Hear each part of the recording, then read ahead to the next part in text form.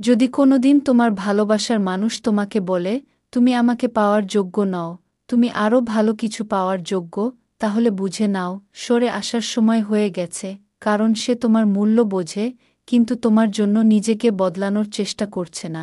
তুমি এমন একজন, যার ভালোবাসা এবং মন বড়, তুমি আরও ভালো কিছু পাওয়ার যোগ্য। নিজের সম্মান এবং সুখকে কখনো নষ্ট করো না। সময় এসেছে নিজের জীবনকে মূল্য দেওয়ার, নিজের জন্য সেই মানুষকে খুঁজে পাওয়ার, যিনি তোমার ভালোবাসাকে সত্যি বোঝেন এবং তাকে সেই মূল্য দিতে জানেন। যখন কোনো ব্যক্তির অন্তরে স্বার্থের জ্বলন্ত প্রলেপ থাকে, তখন সর্বনিম্ন মানের মলিন বস্ত্র থেকেও অদ্ভুতভাবে সুগন্ধ বের হয়। স্বার্থ মানুষকে এমন একটি মায়াজালে আবদ্ধ করে রাখে, যেখানে সত্য ও মিথ্যার সীমা ধীরে ধীরে মিশে যায়, কিন্তু স্বার্থ ফুরিয়ে গেলে সুগন্ধে মোড়ানো চেহারার আড়ালে লুকানো কুপ্রবৃত্তি অপ্রতিরোধ্যভাবে প্রকাশ পায়।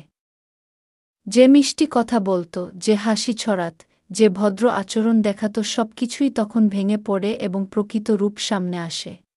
মানুষের প্রকৃত চরিত্র বোঝা যায় কেবল সেই মুহূর্তে, যখন তার অন্তরে আর কোনো লোভ, প্রত্যাশা বা স্বার্থ থাকে না। স্বার্থের আড়ালে মানুষ তার অহংকার, কৃপণতা বা অসভ্য মানসিকতাকে চমৎকারভাবে আড়াল করতে পারে, কিন্তু যখন স্বার্থ শেষ হয়ে যায়, তখন সেই প্রতারিত মুখোশ ঝরে পড়ে।